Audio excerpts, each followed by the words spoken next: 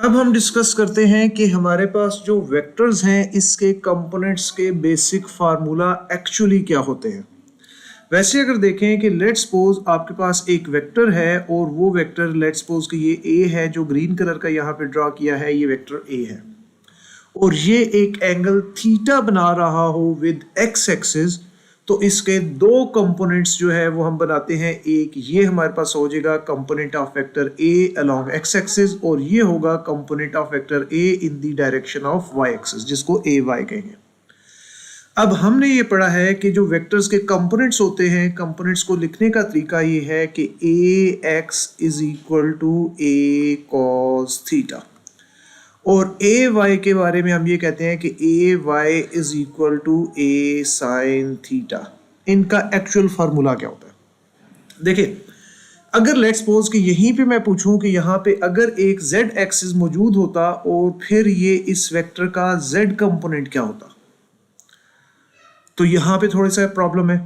तो किसी भी वेक्टर के कंपोनेंट्स का बेसिक फार्मूला ये है कि वेक्टर ए का मैग्नीट्यूड इनटू कॉस और यहाँ पे आ जाएगा एंगल विद दैट एक्सिस, कि अगर हमने एक्स एक्सिस कैलकुलेट करना है तो फिर यहाँ पे एक्स एक्सिस के साथ एंगल आएगा।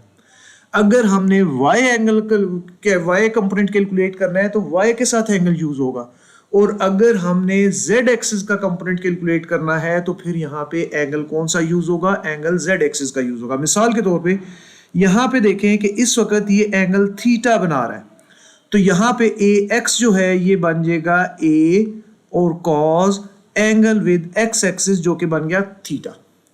इसी तरह लेट्स सपोज कि अगर मैं y कंपोनेंट कैलकुलेट करना चाहता हूं तो लिखेंगे a का मैग्नीट्यूड cos और एंगल विद y एक्सिस।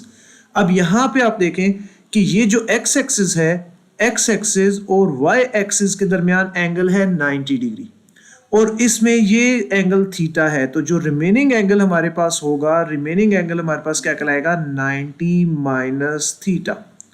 तो यहां पे हमारे पास बन जाएगा cos 90 माइनस थीटा। अब अगर हम अलाइड एंगल फॉर्म यूज करें या cos अल्फा माइनस बीटा का फार्मूला यूज करें तो हमारे पास बन जाएगा A Y is equal to A sine theta. Similarly कि अगर हमारे पास लेट्स सपोज कि एक ऐसा सिस्टम होता कि हमारे पास तीन वेक्टर्स, तीन एक्सिस गिवन है, एक हमारे पास है एक्स एक्सिस वाई एक्सिस, ये हमारे पास हो गया एक्स एक्सिस और ये हो गया हमारे पास जेड एक्सिस।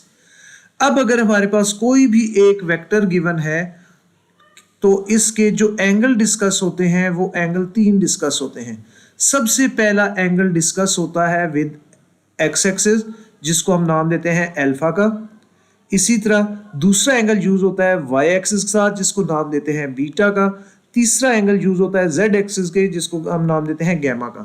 तो इस तरह ए एक्स जो है वो बनेगा ए का मैग्नीट्यूड और cos angle with x axis. अगर वाई कंपोनेंट कैलकुलेट करना है तो ए कॉस और एंगल विद वाई एक्सिस, और इसी तरह जेड कंपोनेंट कैलकुलेट करना हो तो हमारे पास हो जाएगा ए कॉस और एंगल विद जेड एक्सिस। तो ये बेसिक फार्मूला होता है कंपोनेंट्स ऑफ वेक्टर का।